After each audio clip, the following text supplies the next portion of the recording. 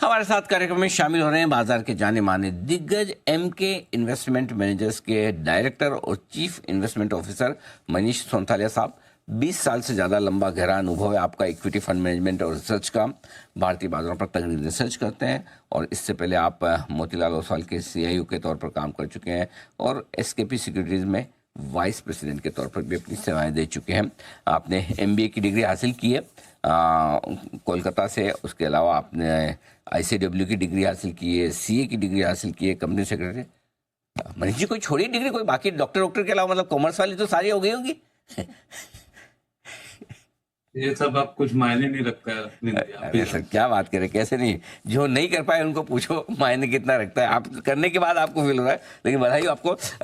स्वागत है सर आपका, गुड मॉर्निंग। सबसे पहले शुरुआत बाजार के मूड माहौल से ही करते हैं। समझ नहीं आ रहा सर, ये ऊपर जाएगा कि नीचे, क्या लगता है आपको? सर देखिए, 4 साल से बहुत लंबी तेजी इंडिया के मार्केट में हुई है।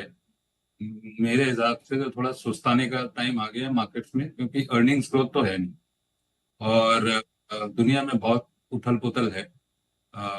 US में एक रेजिम चेंज है, US डॉलर स्ट्रॉन्गेस्ट करेंसी हो रहा है और सारी दुनिया का पैसा, पर्टिकुलरली इमर्जिंग मार्केट्स का पैसा वापस US जा। तो अगर 10 से 12% अर्निंग्स ग्रोथ है 2025 की, 2026 की, तो मोटा मोटी 20-21 का पी मेरे हिसाब से सस्टेन नहीं होगा मार्केट। 10 से 12% अर्निंग्स ग्रोथ में 18 जो लॉन्ग पीरियड एवरेज आपकी इंडिया की मार्केट्स के है, 10-12 साल की मीडियन जो long period average earnings valuation है, यही सस्टेन। तो अगर 10% डाउन साइड यहाँ पर लार्ज कैप्स या निफ्टी 50 में है, तो आप अनुमान लगा सकते हैं कि ब्रॉडर मार्केट्स में किस तरह का करेक्शन आ सकता है। कहने का यही मतलब है कि ब्रॉडर मार्केट अभी भी बहुत एक्सपेंसिव है। मैं इंडिविजुअल स्टॉक्स में तो इंडिविजुअल स्टॉक्स की ही फंडामेंटल्स काम आएगी, बट जनरली मार्केट थोड़ा सा एलिवेटेड है, थोड़ा साइडवेज टू डाउन ही लगता है, ड्रिफ्ट करेगा नीचे की तरफ जब जब तक कुछ चेंज नहीं हो जाए मार्जिन।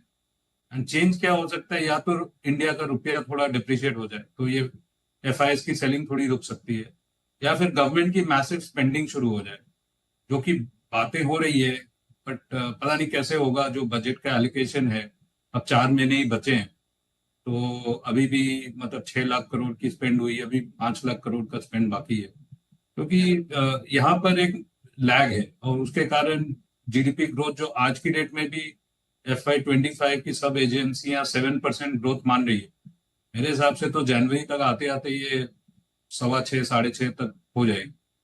और दूसरा है कि कंज्यूमर के हाथ में पैसा नहीं है और वहां पर एक हाउस होल्ड लेवरेज का स्ट्रेस है, तो इनकम हाथ में आनी पड़ेगी कंज्यूमर के, डिमांड साइड को एड्रेस करना पड़ेगा। तो काफी कुछ चैलेंजेस है, both macro as well as micro, जो कि सपोर्टिव नहीं है वैल्यूएशंस की मार्केट में।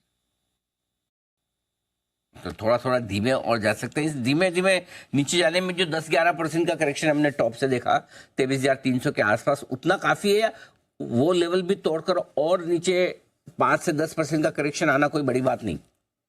नहीं अनित, सीधा सा गणित है। देखिए, 1050 का 2025 का EPS है निफ्टी का।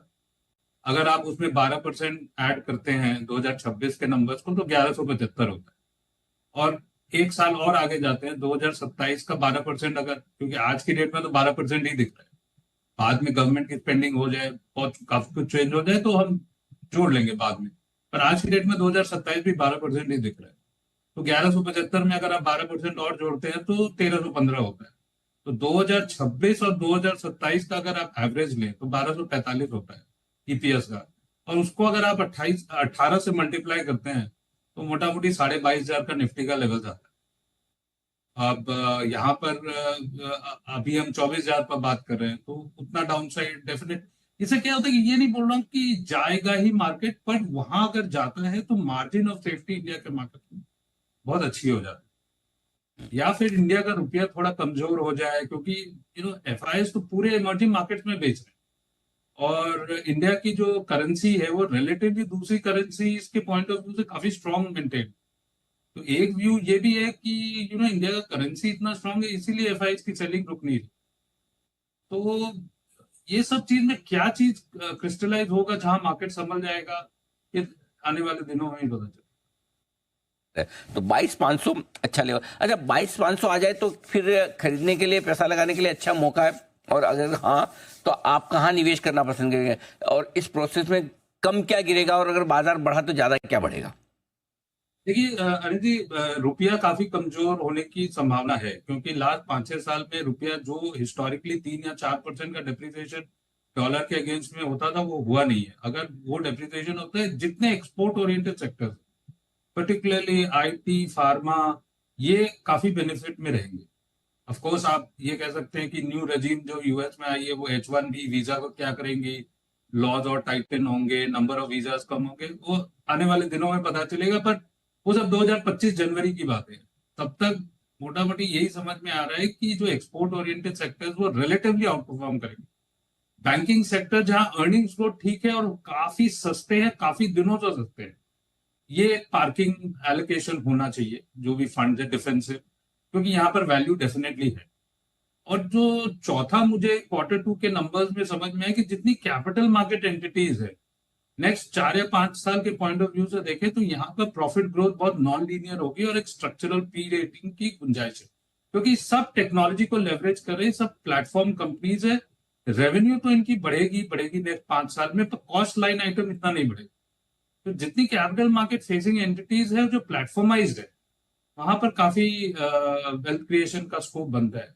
ये 4 सेक्टर के अलावा मुझे लगता है कि it's a wait and watch, news flows आते रहेंगे, बट थोड़ी सी रिस्क ज्यादा है। पर्टिकुलरली आपकी कैपिटल गुड्स ले लीजिए, पावर ले लीजिए, रियल एस्टेट ले लीजिए, कंज्यूमर के हाथ में पैसे ही नहीं है। LIG MIG के कहाँ सेविंग्स है, कहाँ रियल एस्टेट, अफोर्डेबल की बात करो, real estate basically luxury projects तो सब बिक ही रहे, बट जनरली रियल एस्टेट में कोई बहुत, मतलब जो 4 साल की तेजी है वो कंटिन्यू होती दिखती नहीं है, क्योंकि लोगों के हाथ में पैसे नहीं है, सेविंग्स नहीं।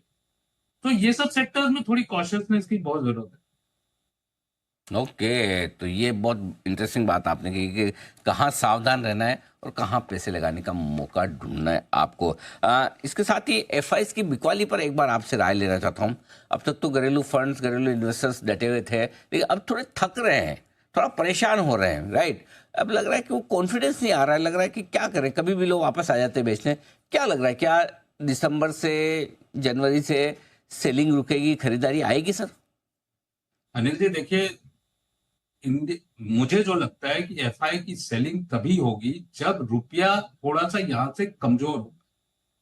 ये लोग बेसिकली क्या है, स्ट्रॉन्ग रुपी को बेच रहे हैं vis-a-vis अदर इमर्जिंग मार्केट। और फंडामेंटली जो अर्निंग्स की प्रॉब्लम है, अर्निंग्स ग्रोथ की जो प्रॉब्लम है, जो 15% से शुरू होती है फाइनेंशियल ईयर में, आके 4-5% पर आकर रुक जाती है, ये बहुत ही डिसअपॉइंटिंग बात है। प्लस क्या है, गवर्नमेंट थोड़ी सी इलेक्शन के बाद थोड़ी सी स्पीड अप करनी चाहिए, रिफॉर्म्स हो लीजिए, स्पेंड हो लीजिए।